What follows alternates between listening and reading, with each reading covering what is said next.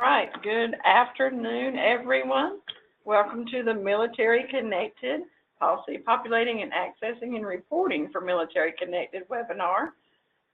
Today, let's do a quick sound check. If you can hear me talking, please raise your hand. And that is in your webinar panel. Awesome. I see a lot of hands. All right, I'm going to put your hands down.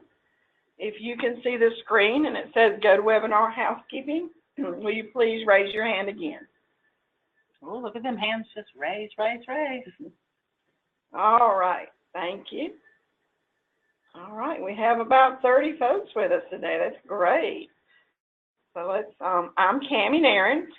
Jackie Utter was supposed to be presenting this webinar today, but she is actually homesick, so we're going to miss her today. But I have worked with Doug before with this webinar, so we'll walk you through the process today, and I'll let Doug introduce himself.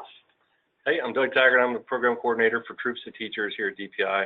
Mostly I work with service members that are getting out of the military to look at teaching careers as their next career, but I also serve as a military liaison for the department, which really means military families that have school-aged kids that have questions. I often field those calls and get them to the right people in the building, or act as an advocate for them in the building for getting the right information for their particular problems. And I also happen to own the Military Student Identifier as a business owner in the building too, so hopefully I can answer most of the questions that might arise. Okay, thank you, Doug. And we also have with us today Doris, and I'll let you speak, Doris. Good afternoon, everyone. Happy to be here helping out with a webinar today. All right, and as you go throughout the webinar today, in your panel you have a questions box. If you'll type your questions in there, Doris and I are monitoring those. We'll get the questions read aloud when we can, and Doug will help answer those. Also, in your handouts in your webinar panel, I did put a link to the slides that we are going through today, so you can download that from there. And in the chat box, I also put the link to these slides. You also see it on the screen right now, the bit.ly link for the slides.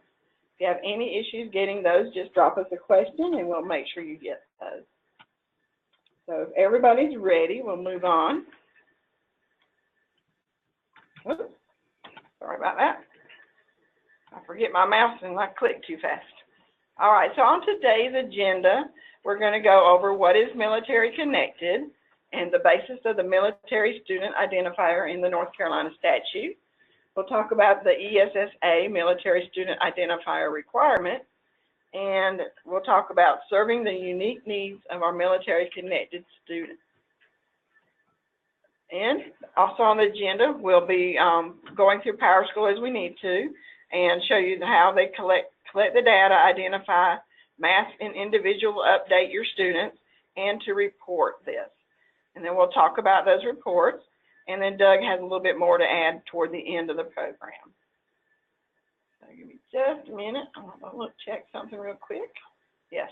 Okay, so we are recording today's webinar, and it will be posted probably later towards the end of the week as soon as we get through with this and everything is vetted.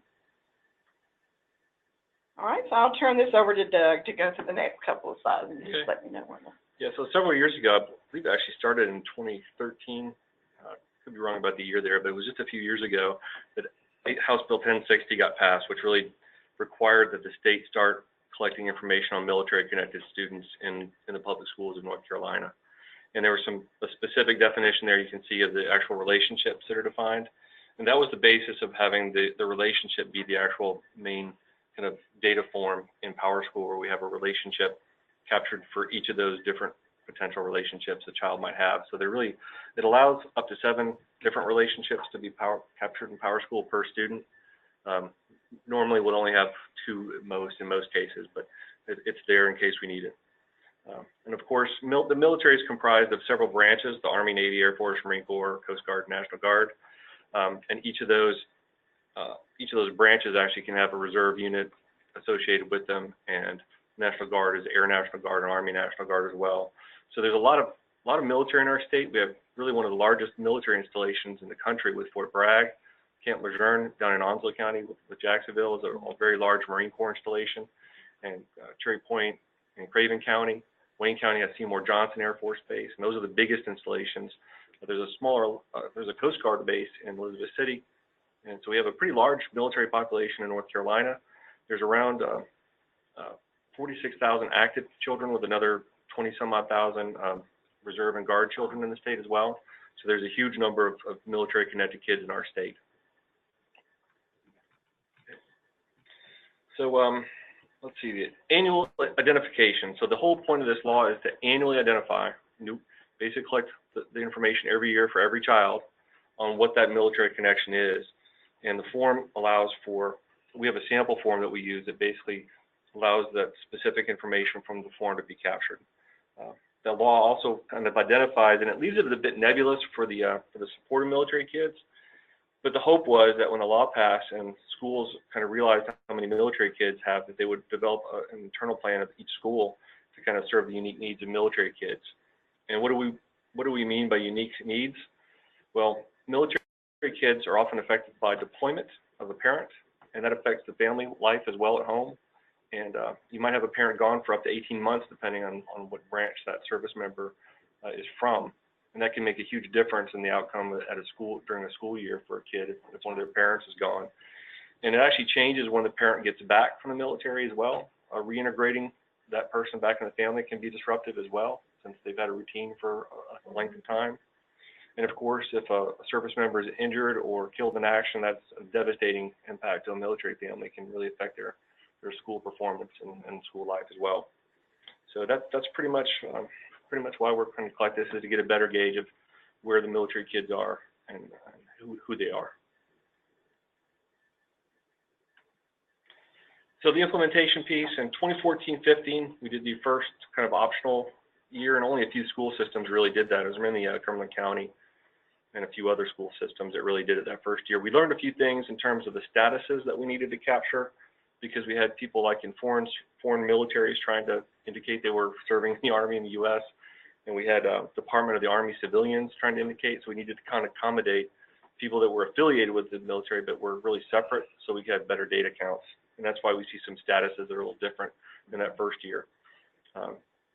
In 2015-16, it was changed that we would actually have the collection due by the end of January of each year going forward. So instead of just having any collection any time of the year, it has to be done by the end of January each year now, and in PowerSchool by the end of January.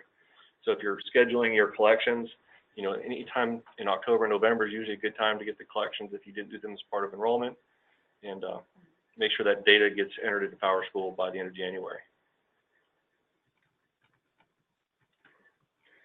ESSA, the main thing that the federal law requires is that we collect information on military connection of students as well. This actually came after our state law, so we were already pretty well set up to actually capture this information. And mostly it's going to be marked as active and reserve National Guard. That's the main things they want to see on the federal level. So we're going to be able to provide that information based on what you collect, since we capture those statuses already as part of the initial collection. Okay, do we have any questions? None so far. Oh, did he, we just have one, I apologize, just came through. Did he say to get data in November? It's a good idea to get it, you know, before that January timeframe. So whenever it works for your school system to do the collection, that makes sense. You know, you probably want to do a little bit ahead of the Thanksgiving break, of course, the winter break too. But anytime you can get the data done and collect it is good. I would say, you know, the earlier the better for this. October is really probably one of the better months to do it if you can. But it's got to be done by the end of January and in PowerSchool. So. Yeah, I know when I was a data manager, it went home with the enrollment packet, the letter that the parents had to fill out and send back. And then I, as a data manager, would enter the yeses or enter the information in the system for the military connected. I think that's the best way to do it, is the enrollment package, if you set it up that way in your school system. Yeah, but if you didn't have, now's a good time, right? Yep. And so, and then it goes into, well, if you have new students, do they not get in with that data? But you would just, as you enroll a new student, just fill that information out after you update it, would be my suggestion. Yeah, it's really intended to be a snapshot year to year too. So if you have new kids transitioning, and that's going to happen a lot of, like Cumberland County schools and Onzo, where there's a lot of transition of military families. Absolutely. We can only really capture it once a year. Other states do it differently, but we decided once a year, kind of snapshot of each state is the main thing we're going to look at year to year too. Mhm. So really just capturing it once is fine. If you get it when a new child comes in, wonderful. If you make that part of your process, but we're not kind of requiring that. Okay. All right, we good on questions? That's it. Thank you, she said. All right, you ready for the next slide? Yep. All right. So a couple of things that might be good to know about related to the Military Connected Kids is we actually have an interstate compact that we're a part of in North Carolina. All 50 states are a part of the compact now. And what the compact actually covers is things like on-time graduation for transferring seniors, for example. They were in another state, they come here. We have to figure out how to get them to graduate either in our state if they meet the requirements, or if we don't, we have to work with the state they came from to actually get a diploma in the state they came from. And it's a very flexible thing for us to be able to do that, but it often requires that we work with like, you know, the two specific schools involved to do it, and I'll sometimes get them on a conference call together. Also covers things like early and out of window enrollments for kindergartners. If they actually were in kindergarten in the sending state and come to North Carolina and they're not age appropriate for North Carolina, they still have to be enrolled if they're a military connected child and they were enrolled and attending in the sending state when they came to North Carolina. So that's actually in a few states where that can be kind of an issue in terms of the timing of the age of the kids. I think that's slowly getting better. It also covers record transfer, extracurricular eligibility for kids for sports and other activities. They're supposed to be allowed a window to come in if they transfer in as a military connected kid. How that works in practice is a little bit variable, but the opportunity is supposed to be there for them. There are scholarships available for military connected kids too that might be of interest. The best way to really find that information is military.com has one of the best comprehensive kind of list of scholarships for military connected kids there too. The Military Child Education Coalition is an organization out of Texas that actually does a lot of professional development training around supporting military kids. So if your school system turns out they have a lot of military kids and you're trying to find a way to support them, you can look at professional development training opportunities through MSEC as well. They have an annual training seminar in DC. Impact Aid, if you have enough kids, I believe it's 300 or, excuse me, it's either 400 kids or 3% of your student base is military connected on the active side, then you may be eligible for federal impact aid. So when you collect this information, it could be a good check for you to see if impact aid is something you should go after from the federal government. And they offer basically, impact aid is a funding in lieu of tax-based collections if there's a federal or military impact to your community. So if you're not sure about what impact aid is, the link is in there for you to kind of go check out some more information about that. I think 29 LEAs and charters actually apply for that from North Carolina annually right now. So there's probably some more opportunity there that we're missing. Yeah, the student services piece, if you have a lot of military kids, just having a group for military connected kids is probably a really good idea. A lot of schools in our state have what's called student to student out of the Military Child Education Coalition, and it allows for students to basically kind of orient other new military connected kids coming into the school, and kind of is more of a hospitality program than anything else. Now, the privacy of military connected kid data is an issue to consider as well. Generally, it should not be shared with anyone that does not have, should not have access to our school data. It should not be shared with third parties outside of the school. It's really meant to be information for the school staff to know what kind of population they have. So you shouldn't share a list of military connected kids with someone who just calls up asking, who are your military kids in your school? You definitely don't want to share that information out there. It can compromise service members' families if you do that. So please keep that information private. We do have one question. We collect all of our enrollment information electronically. Do we still have to send home a paper copy to be signed, or is electronic signature enough? I'm not sure the answer to that one. I wasn't aware that anyone was collecting it electronically. I wouldn't see a problem with that if it was electronic, but let me double check the legality of that. Okay, and I do know a couple of LEAs last week told us that several of them were doing electronically. Okay, that's probably fine. Yeah. Is it good? Well. Yeah, let me double check with the lawyers in the building too to make sure. I haven't actually had that question before. Good question.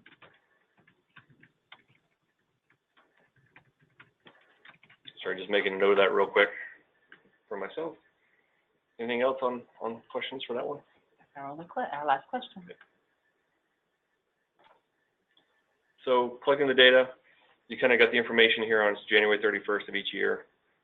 One question that did come up, I think, last time we did this, or the second year we did it, was how do you handle existing relationships that are in PowerSchool? And basically, you should really check the forms that come back. The big question you're going to have is if you get a form that doesn't come back where there was a relationship the previous year, you really want to reach out directly to the family to make sure that nothing's changed on that, and or see if you can get a form back from them before you actually delete the relationship. And hopefully you'll reach out and make that effort to make that happen. We don't want to lose a relationship if there was one, but it does happen that people leave the military and then become veterans. So, you know, if they did leave the military, but they've left the military, you know, that means they can still fill the form out and indicate they're a veteran now. It's helpful to know that we still have veteran-connected children out there too. The statuses allow for that. All right. And we've included a link for you guys to the DPI sample letter. This you can download, and it's also on ncsys.org, that you can download and put your school header on or whatever you need to update for yourself. I think I have the next screen shows kind of what it looks like. All right. Do you want to speak to them about mailing it? The general statute does not mandate that this letter or any other communication on this data collection be mailed through the Postal Service. Distribution through student folders or other internal communication means is sufficient. It seems to open the door for the electronic collection too. It does, yeah. Internal communications, yeah. So I don't have anything to add on that one. Okay. Yeah. The statuses, you see a list of statuses there, and that really was a result of just needing to have the separate information around each branch, and then the branch is a separate one, and if someone can be active duty Army, for example, but they can also just be Army National Guard. You could have someone just serving in the Army Reserves and not really be active duty. So we have the statuses there separate from the branch to really kind of figure out what the kind of service is that we're looking at, and that's really what that's about. Okay, and you also see a link there to your quick reference document that gives you all the steps that we'll walk through shortly. One other thing I'd like to add to that actually is the reason we added the federal civil service employee was we had a lot of people that worked for, like, say, the Department of the Army that were filling the form out, and we were getting that back. We didn't really have any way to classify them, so we made that there because they were going to fill the form out and return it back because they still feel like they're part of the Army, even though there's civilians working for the Department of the Army and not actually military service members. Good point. All right, so I guess this jumps back to me. Yep. So identifying your students in PowerSchool, there are 3 icons. So you'll have the non-military icon is actually just a blank circle with the dashed lines around it. I don't know if that shows up real well on your screen. The students that are missing a military status, military connected status, will have a question mark with a green circle around it. And then if you filled out the military fields for a student, then they'll get the icon that shows the different branches of the military. So if it's not displayed at all, the military screen may need to be added to the security group of the person responsible for entering the military connected information. And of course, that would be under your staff. You would go and pick them out and then go under the security, under the functions, and then go to, well, you're going to go to the security, not your staff first. And then go to your group that that person is connected to and make sure that they have that access. So here's just a screenshot of how to do that. When you're at the LEA or the school, depending on what level of access you have, you can go under System, Security, go to your groups, and then pick the group that needs the access. When you go to the Edit Group screen, you'll scroll down until you see Military Connected, and it does need a checkbox for that person to be able to enter the data. So you can have your access be no access, view only, or view and modify, and then check Military Connected. So then how do you know which students have the records filled out? So on this screen, I give you the field that is in PowerSchool. It is a North Carolina field. So you're going to see the S_NC_ military.connected_military. and that's what you're going to search for. You can find this in your View Field List. And so when you click on that, you'll just search for Military Connected, and then come find your field. It may be a different number than you see here, but it will be that field name. And when you click it, it will fill in this search box. And if we need to go to the live side to show you this, let me know and we'll pop over there. So once you have the field name in your search field on the start page, then you might want to say equals blank. And so this is going to find everybody that does not have this field filled in yet. So if you do equals blank, oops, sorry, it will find all the students that are missing the Military Connected identifier. If you put equals 0, it will find any students who you set no, as they are not Military Connected. And if you do equals 1, it will find students set to yes, they are Military Connected, and they'll have the icon that's flashing. Okay, any questions about that? Well, not about that, but we have one person that's kind of a two-question go together, so let me ask it together. Who should the person reaching out to the families, if not information is listed, when it was previous? That's what the question, it doesn't make. They had a previous relationship entered, and they didn't send the form back this year. That's, yeah, they didn't send the form back this year. Reach out to the family? That's a local decision on who should do that, but you know, the data manager themselves makes sense to me. I'm not sure, you know, what that structure is like in your school system, charter schools. So it really could be anyone that would make sense for doing outreach like that at the front of the school. Okay. It's basically at the school level. Okay. Anything else? All right, and now Russell has said possibly create a group and associate a role with it so the person can leave military access without having military access to the entire default group that the person is in. In other words, attach a role. Thank you, Russell. That's what we've been preaching recently, roles versus security groups. Groups, that's right. That's a very good point. So if you need the steps on how to create that role, you can put in a support desk ticket, and they can help you with that. Or one of us can help you, then get it to us and help you. But Russell, thank you very much. Yes, you can create a role and just have that so that everybody in that security group doesn't have the military access. You can just add that role as an additional thing that person can do to access. Is that something that should be set at the state level, and that's a very LEA specific? It's LEA specific as to which roles they set up. It could be one that we could do maybe as a state, but right now it's not set up like that. Okay, and then you've already got who should be the person. All right, so once you've decided how you want to search, you would click the search icon. Excuse me. Get back here. There we go. My page wasn't moving. All right. So here, the person asked that question about the security group. The security group. Russell Dixon. Russell, I might follow up with you on that a little bit, just to talk about that with the state level role available. Maybe if we can do something like that. Oh, cool. Yeah, that's what I did. Yeah.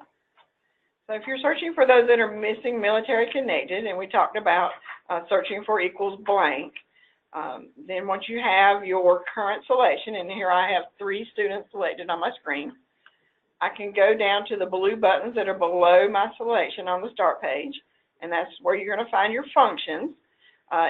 It will say whatever you searched for last, or if I just say functions. So you would click the drop-down arrow and choose Set Military Connected to No if you want to set them to No.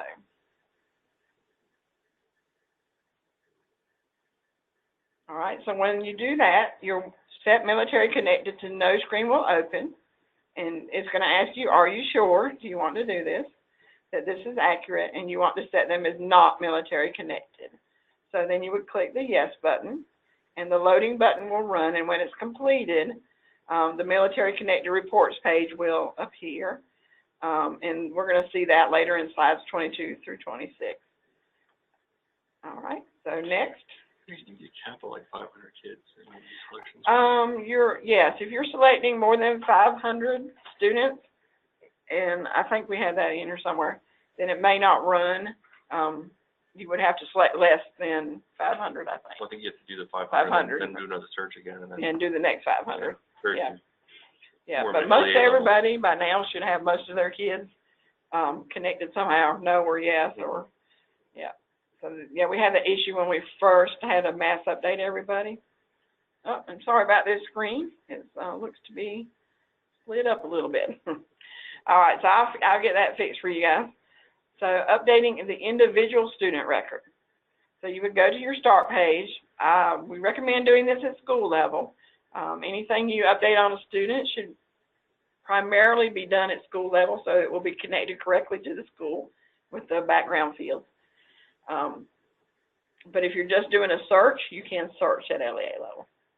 So click the military under NC information. Once you've pulled up that student, you're going to click military, and then you check yes or no for the question, is the student military connected? I can't move that right now, so I will fix that. But once you click yes or no, then you would either make a choice. Do I want to exit without saving this because I'm not sure, or am I ready to submit the page? All right, so if it's yes, you're going to proceed to question 2 and check everything that applies under question 2. If there are little asterisks beside the number as you see in number 1 and number 2, these are required questions and they must be filled in.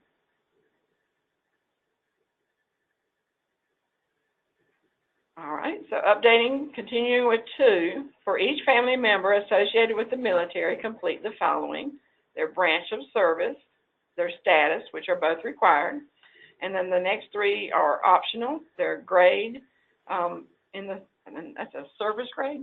Yeah. All right. And It's a pay grade, basically, but it's like right. the enlisted or officer ranks, basically, is what the options there are. You'll see a E1 to E9 is enlisted 1 to 9. Okay.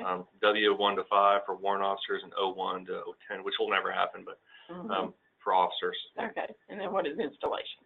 Installation is basically the main installation that they serve from in the state. There's a drop down for that for most of them. Okay. And those are all made optional. We had some pushback from military families about asking the grade piece, and part of the reason we looked at that was the research later on where we're looking at like enlisted families versus officer families, see how kids perform too, to see if there might be resources that we want to put in place. It's more for research down the road, really. But we had so much pushback around collecting the grade information because it does actually kind of in what their pay is, that we made that an optional field, so not everybody has to provide that. Okay. And then the unit squadron, and that's kind of self-explanatory.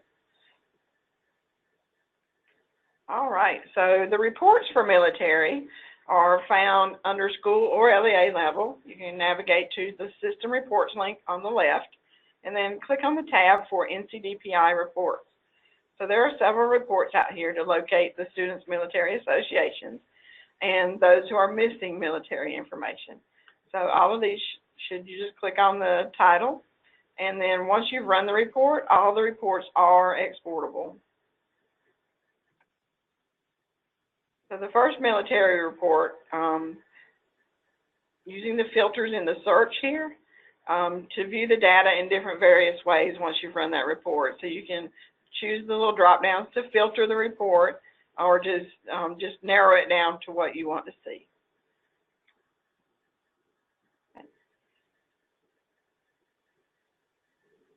For a list of students missing the military association record, this is different from the search that I showed you, but it is another way to see who is missing military connected.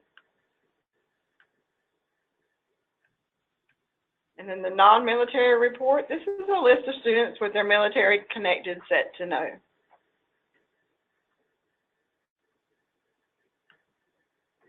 And as of military report is a list of military connected students as of a specific date. So enter the enrolled date in the enrolled as of field to view students enrolled on that date who have a military connection. All right. So I think this goes back to you, Doug. What's next for military connected? Yeah. Okay. One of the examples I give is Wake County. When they first did this, they found out they had 5,000 military and veteran connected kids in the school system. And that was a little bit of an eye-opener because I don't think they realized they had that many military connected kids being Wake County. There's a Joint Forces headquarters of the National Guard there. There's an aviation unit in Wake County too, but there's not a huge installation compared to, like, say, Fort Bragg. So a little bit of an eye-opener, and that led to them doing some training for their staff, specific to military connected kids. So that's kind of the hope there, is that you find out what the community is, and if it's a large enough community or there's enough of an impact from that community, that you might look at getting some special training for this staff in your schools.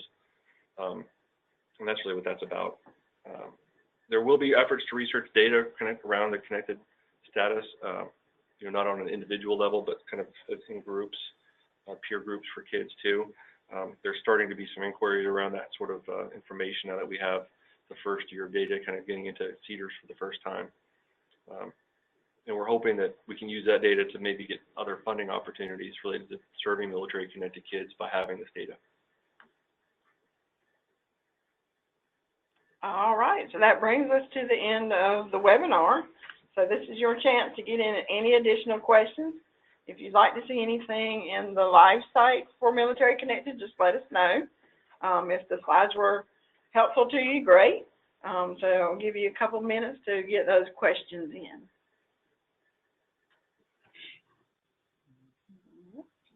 You can also feel free, if you have a question around, the why or the policy piece on this or the law, always feel free to reach out to me. My contact information was at the beginning of this slide set. Yeah. So just feel free to reach out if you have questions around that piece. For Power School, I'm probably not the best person to go to for that since I don't really know how to use it. That's going to be Jackie Utter now. I have moved over to True North Logic, but I do still help answer Power School questions, so you're welcome to email Cammie Nairn as well, and we'll get you an answer. And I'm still here, Doris Kidd, so you can always send it to me as well. All right, so I think we might have a question. Oh, we do have one more now. We do. Okay. So Amanda's saying, I think one of my questions might have been skipped. I had asked about the yes or no option. If the form is never returned, how do we mark this? Yes, so the idea is that you send the form out, you give a certain amount of time for the forms to come back, you enter in all the yeses into the system first, and then once you have that, the kids that are still not set to military, and then you do the search for those kids and just mark them as a no. That's the main reason that big search is there, so you don't have to do data entry on all the no's. Right. As individual students, you can just do a bulk collection on that. Does that help, Amanda?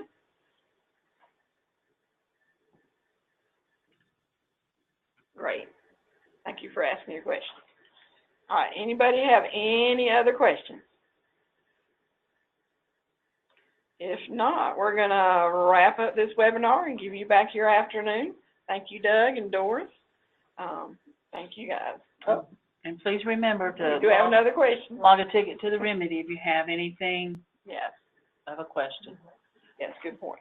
Do we wipe this out every year and start over? My preference is that we don't, because if a kid has been military connected 1 year, the odds are that hasn't changed as an kind of extent there. They haven't really going to change year to year too much. The main thing that's going to happen is if someone leaves active service, they might go either to the reserve or become a veteran. That would change their status. That's why I'm saying don't clear that out. But if you have kids that have a form and it doesn't come back that second year and they're still marked as active, you need to do that reach out to get the current information. But if you can't get the information, then it's okay to remove the relationship. Okay. All right, and then Candy, this is a question for me. Can we get a CEU on this? Candy, for our Power School webinars, they're generally 30 minutes to an hour, sometimes an hour and a half. We do not give you participation time on those. However, if you've logged in and feel your district might okay that for you, that's a question for your district. But we do not give that participation hours out for the Power School webinars. There is some training available through MSEC though for supporting military kids that offer CEUs too. So you might want to look at the Catalog of Military Child Education Coalition folks. You get that. Okay. So the MSEC. MCC. MCC, yeah. Well, thank you. That may just suit what they need. militarychild.org is the website for that. Okay, I'm gonna type that up. I'm gonna give you guys a minute. If you have any other questions, go ahead and get those in. And that was military what? militarychild.org. Thank you. And one last note there is that if you go to NC Public Schools /military support, one word, there's a bunch of resources there for military and military families and people that support military families in the schools. And there's also contacts for the base school liaison officers, the 4 counties that have a military liaison counselor on staff that's state provided. It's the big counties. And then just some other information about the state /military support. So ncpublicschools.org /military support. Military support. Yeah. Okay. Support. Thank you, Cammie, for getting that in there. All right, and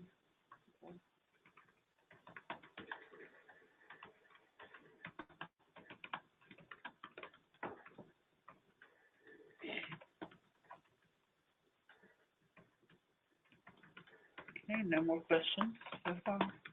we'll do answer in, and then we'll wrap it up. All right. Send that out. Okay. All right. Well, thank you, everybody. I think this has been an awesome webinar. We're going to say goodbye to you now. So I hope you have a great afternoon. Goodbye, everyone. Thank you.